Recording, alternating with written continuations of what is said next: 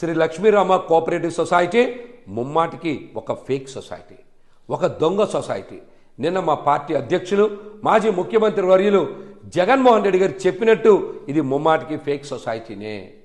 ఎందుకు ఈ మాట చెప్తా ఉన్నామంటే, ఈ సొసైటీని స్థాపించినటువంటి ఆదిశేషు గారు 1/1/2012 మరణించిన తరువాత వారి దగ్గర జీతానికి పనిచేసినటువంటి కొటికెలపూడి సజ్జనరాజు సహకారంతో, అతని దొంగ బుద్ధితో, అతని మోసపూరిత విధానంతో కొంతమంది వ్యక్తులు కొటికెలపూడి సజ్జనరాజు సహకారంతో ఈ సొసైటీకి సంబంధించినటువంటి పత్రాలని వారి ద్వారా తీసుకొని ఫౌండర్ మెంబర్స్ 67 మందిని తొలగించి కొత్తగా 52 మంది సభ్యుల్ని సజ్జనరాజు సహకారంతో చేర్చుకున్నారనేటువంటి మాట వాస్తవం. ఎందుకంటే 2012కి ముందే ఈ భూమి విలువ చాలా పెద్ద మొత్తంలో ఉంది. విజయవాడ నగరం నడిబొడ్డులో ఉంది. 2 ఎకరాల 17 సెంట్ల భూమిని కాజేయాలనేటువంటి కుట్రతో ఆదిశేషు గారు మరణించిన తర్వాత అతని దగ్గర పనిచేసేటువంటి సజ్జనరాజు సహకారంతో కుట్రపూరితంగా ఈ ఆస్తిని కొట్టేయాలని, 2 ఎకరాల 17 సెంట్ల భూమిని కాజేయాలని సభ్యులని మార్చిన మాట ముమ్మాటికి నిజం. ఈ విషయం మీద ఆదిశేషు గారి భార్య మరి వర్రే లక్ష్మి గారు 2012 సంవత్సరంలో కోఆపరేటివ్ డిపార్ట్మెంట్కి మరొక 9 మంది సభ్యులతో కలిసి ఫిర్యాదు చేశారు. 2012లోనే ఫిర్యాదు చేశారు.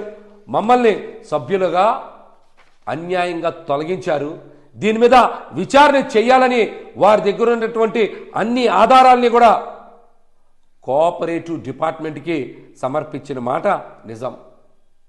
మరి వారు ఇచ్చినటువంటి ఫిర్యాదుని తీసుకొని కోఆపరేటివ్ డిపార్ట్మెంట్ కూడా విచారణ చేసి 2 సంవత్సరాల తర్వాత అంటే 2014లో లక్ష్మి గారు ఇచ్చినటువంటి ఫిర్యాదు కరెక్టే, వారు సమర్పించినటువంటి ఆధారాలు కరెక్టే కనుక 67 మంది సభ్యుల్ని 15 రోజుల్లో తీసుకోవాలి, సంఘ పుస్తకాల్లో నమోదు చేయాలని విచారణ అధికారి మస్తాన్ అలీ గారు ఇచ్చినటువంటి రిపోర్టుని అమలు చేయాలని అప్పుడు ఉండేటువంటి అధికారి అసిస్టెంట్ రిజిస్ట్రార్ ఎం సుమలత గారు కూడా మరి నోటీస్ జారీ చేశారు.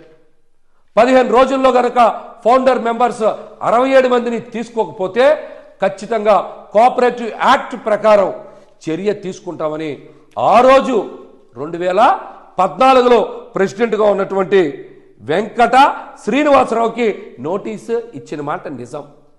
మరి కోఆపరేటివ్ అధికారులు నోటీస్ జారీ చేసిన 67 మంది మెంబర్స్ని తీసుకోమని చెప్పిన ఎందుకు మీరు ఆ 67 మందిని సంఘంలోకి తీసుకోలేదు? మీకు సహకరించినటువంటి అధికారి ఎవరు? మీరు ఏ అధికారి మద్దతుతో ఫౌండర్ మెంబర్స్ని తిరిగి తీసుకోకుండా దొంగ సభ్యులతోనే ఈ సంఘాన్ని మీ హస్తగతం చేసుకొని నడిపించారు? ఆ అధికారి పేరు కూడా, మీకు సహకరించినటువంటి రిటైర్డ్ అధికారి పేరు కూడా పాండురంగారావు. మీకు సహకరించినందుకు ఈ కోట్ల రూపాయల ఆస్తిని మీరు కొట్టేసేందుకు సహకరించినటువంటి పాండురంగారావు భార్య ప్రసూనాంబ గారిని కూడా మీరు సభ్యులుగా తీసుకున్నారా లేదా? దీనికి మీరు సమాధానం చెప్పాలి. సమాధానం చెప్పాలి. మీరు చేసినటువంటి అక్రమాలకి, మీరు చేసినటువంటి మోసపూరిత విధానాలకి సహకరించినందువల్లనే పాండురంగారావు గారి భార్య ప్రసూనాంబ గారిని శ్రీ లక్ష్మీరామ కోఆపరేటివ్ సొసైటీలో సభ్యురాలుగా కొనసాగిస్తున్న మాట నిజం. ఎందుకంటే విలువైన భూమి విజయవాడ నగరం నడిబొడ్డులో ఉంది. మీకు చేసేటువంటి అన్యాయాలకి, అక్రమాలకి మరి రిజిస్ట్రార్ హోదాలో ఉన్నటువంటి పాండురంగారావు సహకరించబట్టే వారి భార్య ప్రసూనాంబ గారిని కూడా మీరు సొసైటీలో సభ్యురాలుగా చేర్చుకున్నారు. ఈ ఆస్తిలో వాటా ఇస్తానని చెప్పబట్టే కదా ఇవన్నీ చేశారు. విచారణ చేసి 2 సంవత్సరాల తర్వాత ఫౌండర్ మెంబర్స్ 67 మందిని తీసుకోమని చెప్పిన ఆ రోజు ఉండేటువంటి కాగితాల పరంగా ఆ రోజు ఉండేటువంటి ప్రెసిడెంట్ వెంకట శ్రీనివాసరావు ఎందుకు 67 మందిని తీసుకోలేదు? తీసుకోకపోతే 15 రోజుల తర్వాత కోఆపరేటివ్ చట్టం ప్రకారం మేము ముందుకెళ్తామని నోటీసులో ఉంది కదా. అయినా మీరు ప్రభుత్వం వారి ఉత్తర్వుల్ని ఈ కోఆపరేటివ్ సొసైటీ అమలు చేయలేదంటే, లక్ష్మీరామ కోఆపరేటివ్ సొసైటీ కమిటీ పరిగణలోకి తీసుకోలేదంటే దీని వెనకాల ఎలాంటి వ్యక్తులు ఉన్నారు? ఎలాంటి వ్యక్తులు ఉన్నారు? ప్రజలందరూ కూడా చాలా స్పష్టంగా అర్థం చేసుకోవాలి.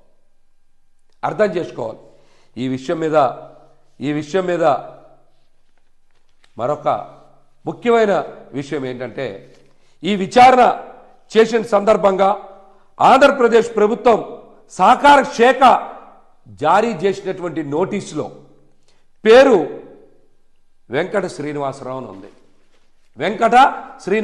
ఉంది. కానీ ఈ మధ్యనే government of Andhra Pradesh cooperative department ఇచ్చిన దాంట్లో 2014లో ప్రెసిడెంట్ పేరు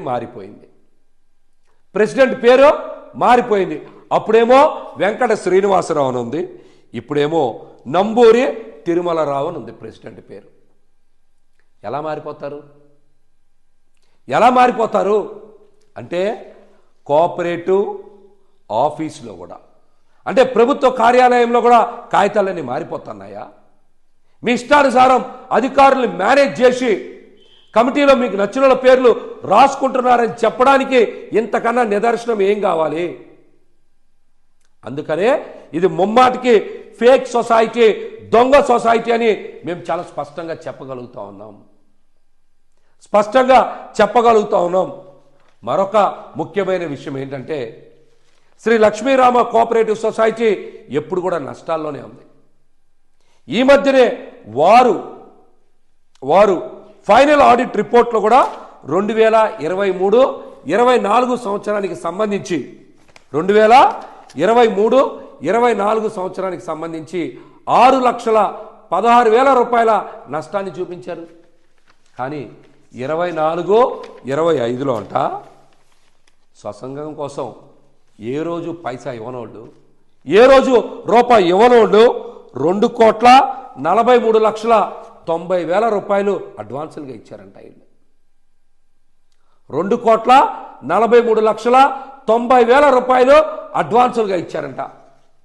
ఈ సభ్యులు ఆర్థిక పరిస్థితి ఏంటి? వీళ్ళు ఇన్ని కోట్ల రూపాయల డబ్బులు ఎక్కడి నుంచి వచ్చాయి? వీళ్ళందరూ ఇన్కమ్ ట్యాక్స్ ఎస్సీలేనా?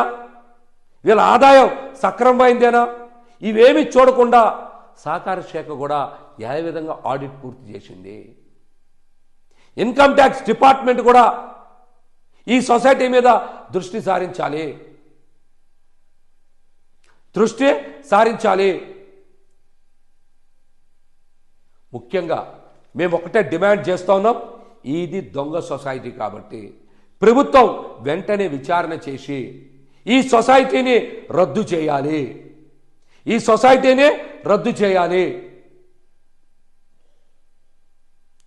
రద్దు చేసినప్పుడు మాత్రమే జోజీనగర్లో ఉండేటువంటి 42 ప్లాట్ల యజమానులకి కూడా న్యాయం జరుగుతుంది. ఆ స్థలం వారిదే, వారు డబ్బులు చెల్లించుకొని కొన్నటువంటి స్థలం. వాళ్ళది న్యాయ పోరాటం, వాళ్ళది ఉనికి కోసం పోరాటం, వాళ్ళది జీవితాల కోసం పోరాటం. వీళ్ళది దొంగ సొసైటీ, మాయ సొసైటీ.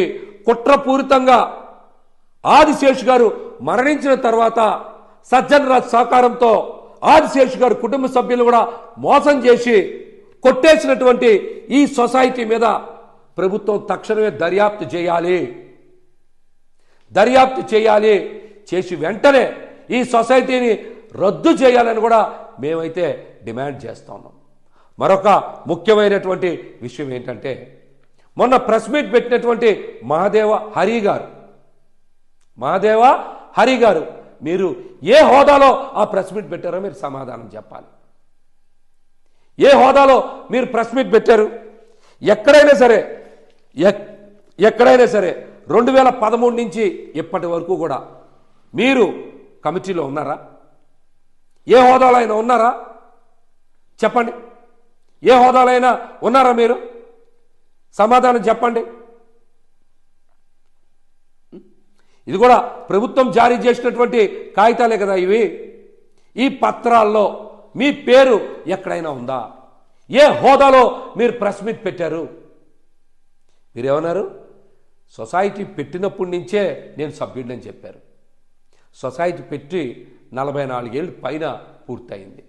ఇప్పుడు మీ వయసు 62 63 ఉంటాయి. సొసైటీ పెట్టి 44 ఏళ్ళు అయితే మీరు 18 ఏళ్ల వయసులో ఇందులో గనక సభ్యుడిగా చేరే అవకాశం ఉందా? చెప్పండి.